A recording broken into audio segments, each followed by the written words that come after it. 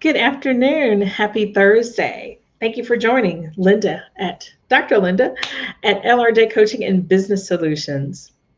So today I want to talk to you about, well, I had a topic and then I decided to change that. But it's similar but slightly different. Today what I really want to focus on for a few moments is it's around diversity, equity, inclusion, and belonging. Um, And my comments say it takes a team being more inclusive. Yes, I will have some components of that today. But what really caught my eye as I was going through my notes was that the main thing around inclusivity is that people don't quit organizations, they quit people. So you've ever heard the saying that, people don't leave the company, they leave the manager. And that's kind of what I want to focus on for just a few moments today. So if you're listening, put in the comments, why do people leave the managers? They don't leave the company, but they leave leadership. Now, I can tell you from some of my background, um, not necessarily horror stories, but what I can tell you is that when people do not feel included, when people do not feel that they're being treated fairly, then yes, they will leave the organization. So think about it this way. For those of you who are listening, how many of you wash a rental car? Probably none of you. I know I've rented tons of rental cars and I've never washed a single one of them. Well, why is that? That's because we don't own it. There's no sense of ownership in a rental car. You could have trash in there or from where you went to go get fast food at. You may have driven the car to the beach and maybe there's a little sand in there. You made sure you didn't dent it up on the side. And if you did, you made sure you had insurance to cover that. But overall, you just use it, abuse it, and you return it. You don't do anything with it. But think about it this way. What if that was the car that you bought and paid for, the car that you love? Would you treat it like a rental car? Probably not. So, in that same vein of thinking, oftentimes companies treat their employees the same way. Some employees feel like they've been used, abused. Yes, they get a paycheck, but they are not included in some key decisions that are made within their organization, within their department, not from a CEO level, but they feel excluded on the team. Maybe it's down to someone who's on the production line. Maybe it's someone who is in operations, but it could also be someone who's a director or senior level, or maybe it's a supervisor or manager.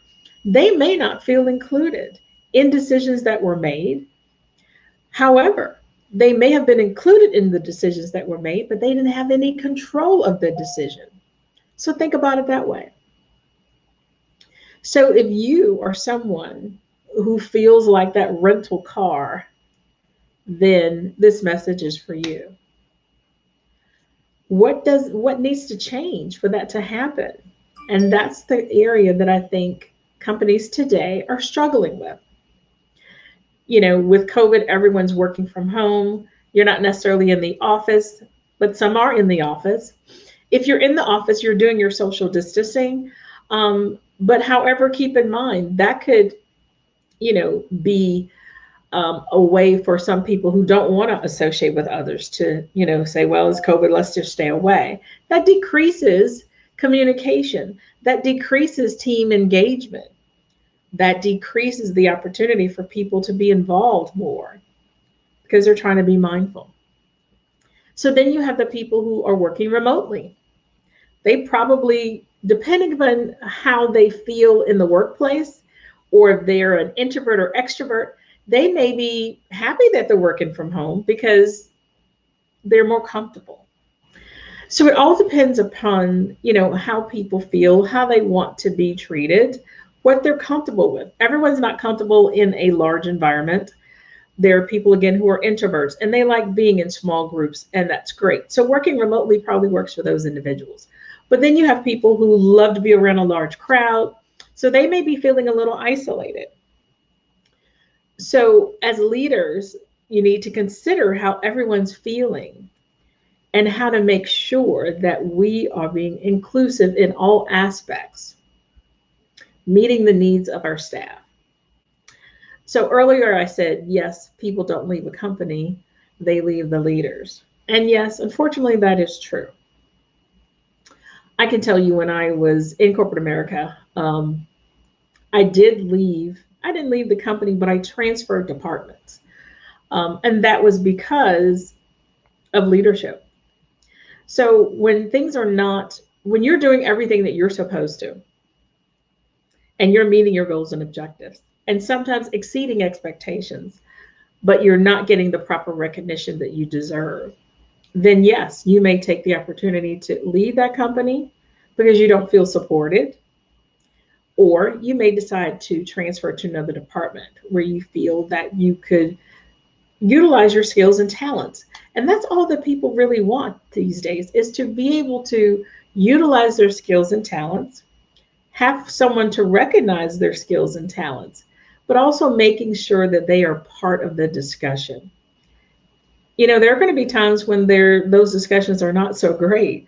They could be challenging, but having healthy, uncomfortable conversations is healthy, and it will allow people to feel more comfortable, feel that they are safe in their work environment, and whether it's remote or in person.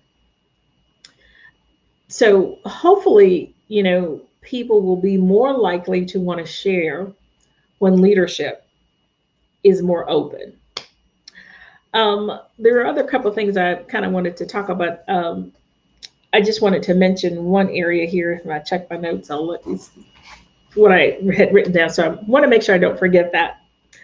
But as we talk about when people leave organizations, oftentimes it is around the fact that maybe they didn't get promoted, or maybe they didn't get the raise that they thought they deserved. And then we wonder what happens. So we have to be mindful of that. And oftentimes companies may hire from within, they may hire externally. And if they hire externally and you have someone who is in the organization that fits that criteria, their feathers may be ruffled a little bit because they feel like they were excluded when they should have been included. So as leaders, we need to think about that also. Hiring within increases employee retention. It increases employee engagement. I can tell you, when I worked in corporate America, when I was able to promote within for my staff, as well as me being promoted within, yes, you feel good about what you're doing. You're much more engaged. You're getting involved in all aspects. You're going above and beyond. But sometimes, you don't need all of that to feel, you don't need to have a promotion in some cases. But as long as you are part of the discussion, as long as you have the ability to share your thoughts, feelings, and ideas and concerns, and your voice is being heard, that's just as great as being able to, maybe work on a project or get something special. The key message here is that we as an organization, we as leaders in corporate America, we need to make sure that we are inviting everyone to those boardroom discussions or conference room discussions. When I say invite, I don't necessarily mean that they have to be on the list, but I mean if they're in the room, if they're in the meeting with you and decisions are being made, or strategies are being discussed, or ideas are being shared, and someone raises their hand and they share their opinion, but no one listens. They heard what they say, but they didn't listen to what they say, then that's where the problem starts. So we need to be mindful to make sure that we listen as well as hear, active listening to what someone is saying, the information they're sharing, the ideas they are sharing.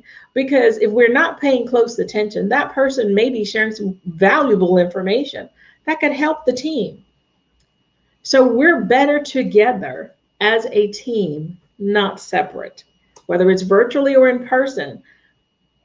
A hybrid meeting, we're better together as a team. So we don't want people going off feeling that they were excluded.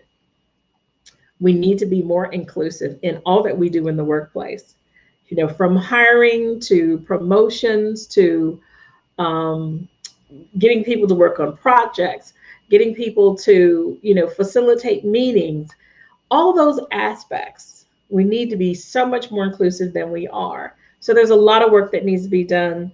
I don't have all day to explain all the nuances, but I wanted to touch just a couple of pieces today to share with you. And hopefully, whoever's listening to this, maybe I've said something that caught your attention or resonates with you. And if so, I hope so. And I look forward to having you join me again next week.